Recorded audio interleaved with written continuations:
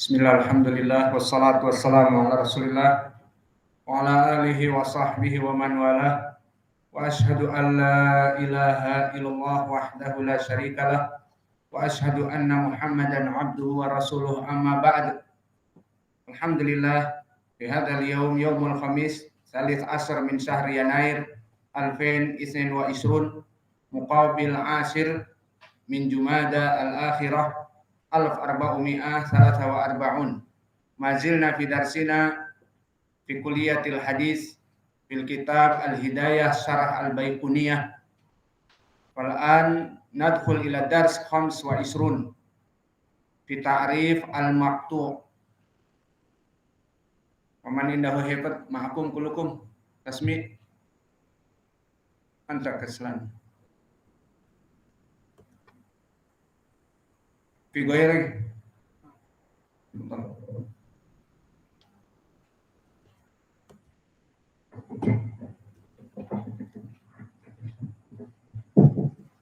قال البيقوني رحمه الله بسم الله الرحمن الرحيم أبدأ بالحمد وصليا على خير نبي أرسله محمد خير نبي أرسله ودين من أقسام الحديث عنده وكل واحد أتى وحده أولها الصحيح وما اتصل إسناده ولم يشد أو يعل يرويه عدل ضابط عن مثله معتمد في ضبطه ونقله والحسن المعروف طرقا وغدت رجاله لا كالصحيح اشتهرت وكل مع رتبة الحسن قصر فهو ضعيف وهو أقسام كثر.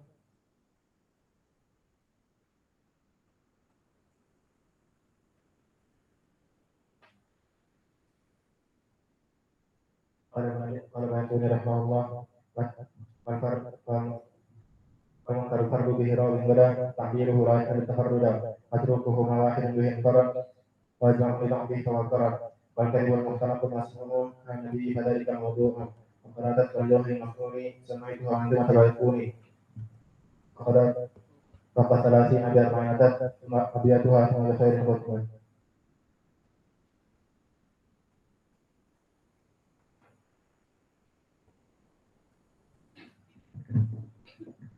قال البيقوني رحمه الله تعالى وما بعلة غموض أو خفاء معلم عندهم قد عرفا والاختلاف في سند أو متن مضطرب عند أهل الفن والمدرجات في الحديث ما أتت من بعد ألفاظ الرواة اتصلت.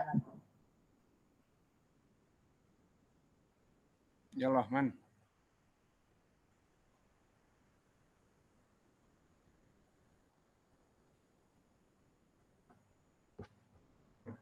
قال المؤلف رحمه الله تعالى وذا اختلاف سند أو متن مضطرب عند أهل الفن.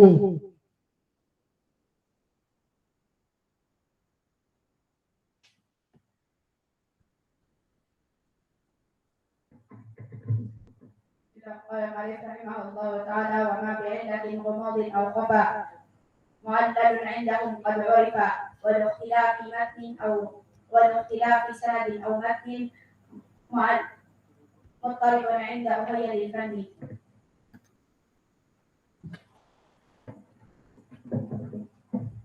Bismillah. Qala al-Baiquni rahimahullah fi mandumatihi al-Baiquniyah wa ma litabi'in huwal maqtu'. Maka matan ini adalah matan dari penyempurna bait ataupun mandumah dari lafaz yang sebelumnya. Yang mana lafaz sebelumnya disebutkan wa ma udifa lin nabiyil marfu'u, apa-apa yang disandarkan kepada nabi maka dia marfu. Dan telah kita jelaskan apa yang diinginkan disandarkan di sini ada 5. Apa saja ingat? Pertama, al-qaul wal fi'l wa taqrir, kemudian al-khalqiyah dan al-khulqiyah. Maka semuanya udhifa lin nabi. Adapun sekarang kita maksud kepada istilah di ilmu hadis al-maqtu'. Maka definisinya disebutkan oleh penulis penyair atau sahibul mandumah wa ma litabi'in huwal maqtu'u. Yang mana dari segi makna wa ma litabi'in huwal maqtu'u kita tidak bisa mengartikan kecuali dengan mengetahui kedudukan i'rabnya. Maka wama waw di sini guna lil atf. Maka jumlah ma litabi'in huwal maqtu'u ma'tuf kepada jumlah yang sebelumnya. Apa jumlah yang sebelumnya? Adalah wa ma udhifa lin nabiyil marfu'u. Maka kalau begitu wa ma litabi'in huwal maqtu'u. Maka waw di sini waw lil atf. Maka jumlah litabi'in huwal maqtu'u ma'tuf kepada jumlah wa ma udhifa lin nabiyil marfu'u. Seperti itu. Karena wawnya waw atifah sehingga jumlah yang setelahnya ma'tuf kepada jumlah yang sebelumnya. Maka dari sini ada potongan yang terpotong. Bisa langsung diketahui. Apa itu? Silatul mausul. Mana silatul mausul di dalam syair yang terakhir ini? Wa ma litabi'in huwal maqtu'u. Maka diketahui yang terpotong adalah kalimat udhifa. Dan i'rabnya udhifa di sini adalah silatul mausul. Maka di jumlah yang pertama wa ma udhifa lin nabiyil marfu'u wa ma litabi'in huwal maqtu'u. Maka wa ma mausulah. Mana silatul mausulnya? Mahdhuf. Takdirnya udhifa. Karena kalau disebutkan udhifa menjadi panjang. Maka permasalahan di sini karena dia berbentuk mandumah, berbentuk syair, maka tidak baik pengulangan dikarenakan syair itu butuh kepada lafaz-lafaz yang ikhtisar al-mufid, al-mukhtasar al-mufid, yang mana dia itu pendek namun berbobot. Maka jika dimasukkan udhifa juga jadi panjang. Wa ma udhifa lin nabiyil marfu'u wa ma udhifa litabi'in wa huwal maqtu'u. Jadi panjang. Maka diringkas. Dan dari pemotongan ringkasan ini pun kita mengetahui dari segi i'rabnya dikarenakan dia faidahnya tadi jumlah ini ma'tufah kepada yang sebelumnya. Wa ma udhifa lin nabiyil marfu'u. Maka wa ma litabi'in huwal maqtu'u di sini ada mahdhuf takdirnya wa ma udhifa litabi'in huwal maqtu'u, dan udhifa di sini i'rabnya adalah silatul mausul yang merupakan dari fi'il yang mabni lil majhul. Kemudian definisi yang disebutkan wa ma litabi'in huwal maqtu'u, bahwa apa-apa yang datang dari tabi'in dinamakan al-maqtu'. Maka telah disebutkan oleh para ulama yang sebelumnya seperti dinukilkan oleh Imam Ibnu Salah di kitabnya Al-Muqaddimah. Berkata Ibnu Salah, ma ja'a anit tabi'in mauqufan alaihim min aqwalihim au af'alihim. Maka di sini disebutkan oleh Ibnu Salah apa-apa yang datang dari para tabi'in yang berhenti kepadanya dari ucapan dan perbuatan. Maka kita berikan misal dari al-maqtu', sama seperti permasalahan mauquf. Ada yang maqtu' al-qawli dan ada yang maqtu' fi'li. Adapun takriri maka tidak butuh kepada takriri, karena tidak seperti Nabi Muhammad mendiamkan sahabat melaksanakan sesuatu di depannya maka dianggap sebagai hukum. Adapun di sini maka tidak seperti itu. Maka untuk contoh al-maqtu' minal qaul dari ucapan, seperti misalnya kita ambil ucapan para tabi'in siapa saja. Kita contohkan ucapan Atha Ibnu Abi Rabah. Atha Ibnu Abi Rabah nadkur qalilan min tarjimatihi. Atha Ibnu Abi Rabah dari para tabi'in. yang mana dia dari segi fisik adalah Allah takdirkan khalqiyahnya dalam keadaan tidak begitu baik, namun Allah Maha Adil. Maka dia disebutkan kana aswad wa a'rad wa ashal wa a'war wa a'ma ba'dahu wa asla. Lihat orang ini atau Ibnu Abi Rabah, hitam, dari Afrika, hitam. Kemudian matanya rusak satu dan buta setelahnya. Hitam, buta. Kepalanya botak. Bukan botak dicukur seperti kita mau dibekam, memang botak. Tidak ada rambut dari dulu. Kemudian tangannya pengkor. Kemudian jadi lumpuh. Dan kakinya pincang satu. Kalau jalan diseret-seret. Lengkap apa tidak?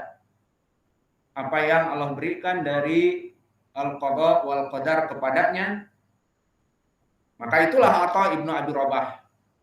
Namun Allah yang Maha Adil jadikan dia menjadi bintang kejora dari tabi'in. Maka Atha Ibnu Abi Rabah termasuk dari para murid sahabat, di antaranya Ibnu Abbas. Kemudian dia menuntut ilmu berpuluh-puluh tahun. Jadilah dia alim ulama dan masyhur di zamannya, menjadi alim ulama di zaman tabi'in secara mutlak, ilmu manasikil hajj. Ilmu tentang manasikil hajj, ilmu umrah dan haji. Maka oleh sebab itu di dalam tarikh disebutkan jika datang musim haji diserukan oleh amir, pemimpin dari Al-Haramain Makkah dan Madinah, diserukan la yuftin nas illa Atha, la yuftin nas illa Atha. Maka tidaklah memberikan fatwa kepada manusia kecuali Atha Ibnu Abi Rabah. Mulia apa tidak? Allah muliakan, tidak ada alim ulama yang berbicara masalah soal jawab tentang haji dan umrah kecuali Atha saja. Mulia apa tidak? Maka oleh sebab itu disebutkan di tarikh Atha yang fisiknya seperti tadi, hitam, tangannya pengkor kemudian lumpuh, matanya juling kemudian buta, kepalanya botak, dan menyeret-nyeret kakinya pincang satu. Disebutkan di dalam tarikh bahwa pada musim haji semua para umara, pemimpin-pemimpin negeri melaksanakan haji dan umrah. Maka di saat para umara berkumpul, maka tidak ada yang mendekati umara kecuali mungkin para penggawanya ataupun mereka segan dan takut. Maka mereka melihat berbondong-bondong manusia berkerumun kepada orang yang keadaannya seperti tadi, hitam dan buta dan pincang. Namun di saat dilihat siapa itu, maka dia bagaikan raja. Maka para amir-amir, raja-raja, sultan ini mengatakan dialah yang berhak menjadi raja pada hakikatnya. Karena manusia datang berbondong-bondong untuk mendengarkan fatwanya, mendengarkan ilmunya tentang manasik haji dan umrah. Kayak ini dari keutamaan atau Ibnu Abi Rabah, yang mana fisiknya Allah berikan serba kekurangan, namun Allah Maha Adil dan Allah akan membalasnya di akhirat dengan dimasukkan kepada surga, insya Allah. Maka dia dinaikkan derajatnya dengan ilmu. Maka ini sesuai dengan ayat Al-Quran, yarfa'illahu alladhina amanu minkum walladhina utul ilma darajat. Allah mengangkat dari kaum mukminin, orang-orang yang beriman, satu derajat di atasnya lagi dari mereka, karena mereka orang-orang yang mempunyai ilmu. Maka antum sekarang para penuntut ilmu,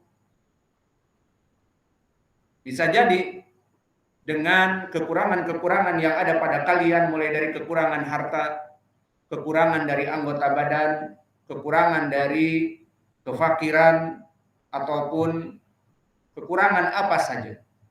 Bisa jadi Allah menaikkan derajat kita dengan menuntut ilmu asy-syar'i. Maka itu yang kita bisa berikan dari Atha Ibnu Abi Rabah. Maka para umara mengatakan dialah yang berhak hakikatnya seperti para pemimpin amir.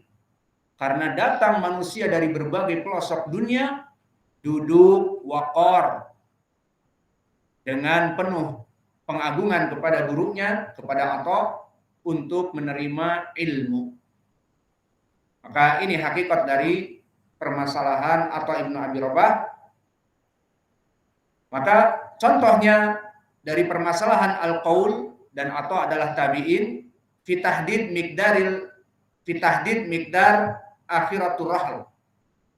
Dari pembatasan tentang bagaimana panjangnya sesuatu benda yang dijadikan sebagai sutra. Perlu diketahui bahwa sutra hukumnya yang rajih wajib. Seperti di hadis yang banyak, diantaranya Ibnu Umar dan yang lainnya di Sahih Muslim. Man arada an yusalliya falyadnu ila sutra. Barang siapa seorang yang salat agar dia itu menjadikan sutra dan mendekati kepada sutra. Dan juga di dalam hadis yang lain secara isyarah di hadis Abi Hurairah yang muttafaqun alaih, idza shalla ahadukum ila sutra fa arada an yamur ahadukum bainaka wa baina sutra falyadfa'u. Jika seseorang salat menghadap kepada sutra, kemudian ada orang yang ingin melewati dia dengan sutra, maka tahanlah semampunya. Maka di sini menandakan bahwa asal dari salat itu menghadap kepada sutra. Paham sutra maknanya? Sesuatu yang menjadi pembatas antara dia dengan depannya salat. Maka sutra ini bagaimana panjangnya, ini dia poinnya di sini. Maka disebutkan oleh Atha Ibnu Abi Rabah, akhiratur rahl zira fama fawqahu. Maka akhiratur rahl di dalam hadis, di dalam asar banyak disebutkan bahwa berapa mikdarnya sutra, kamu akhiratir rahl, seperti balok kayu yang dibentangkan untuk kemah-kemah unta-unta yang berjalan, terutama untuk para perempuan dibuatkan payung-payung, kemah-kemah kecil. Atau untuk pelana duduknya maka ada muakhiratur rahl, balok kayu yang memberatkan disimpan di akhir dari unta.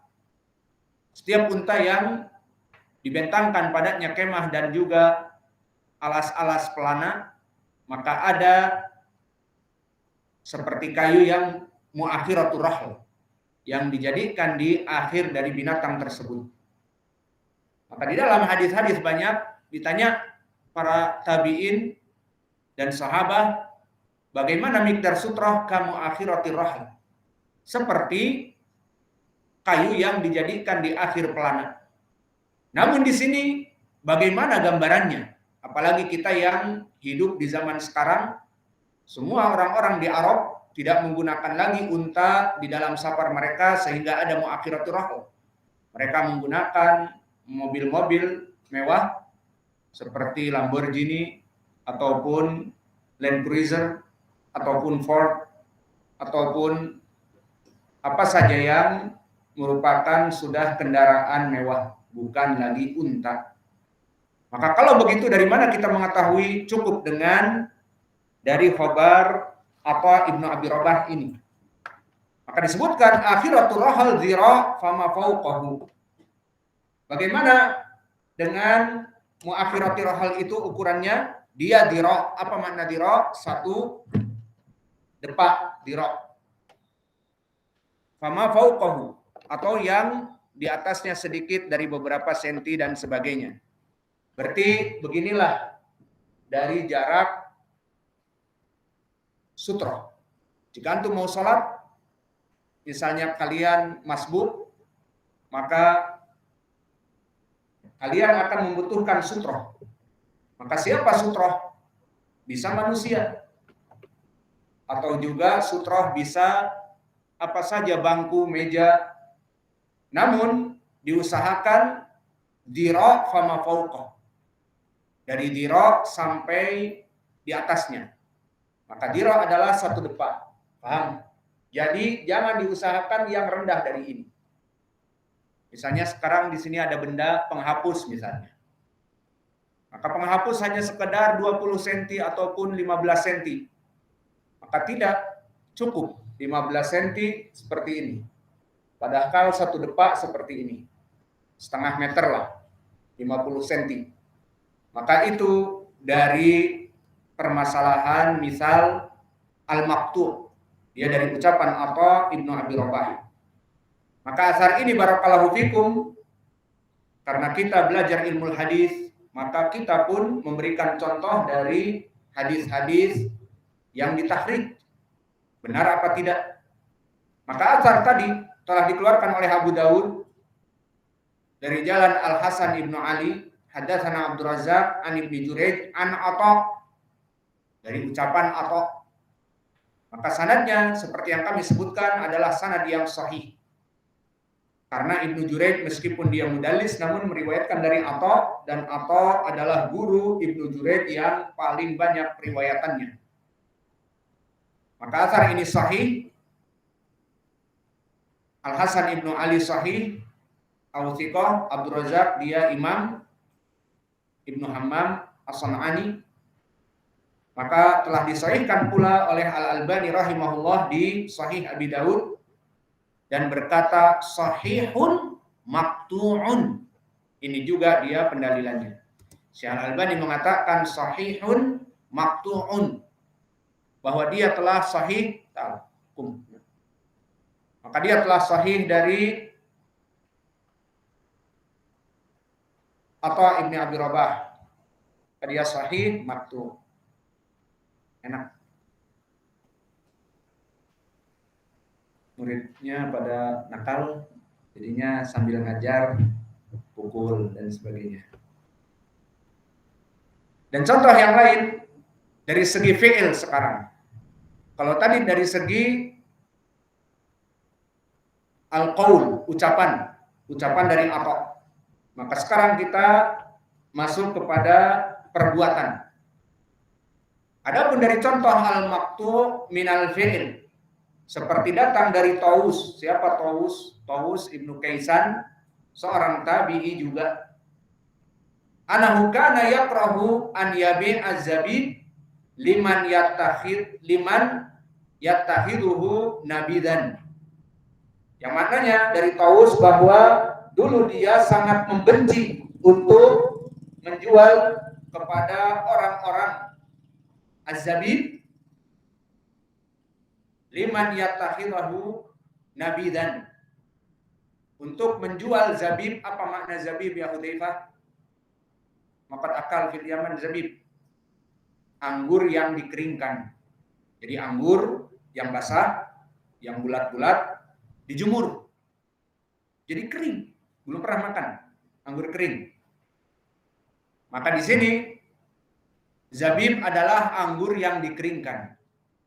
Maka anggur yang dikeringkan ini menjadi bahan dasar untuk membuat khomer. Apa khomer? Minuman keras.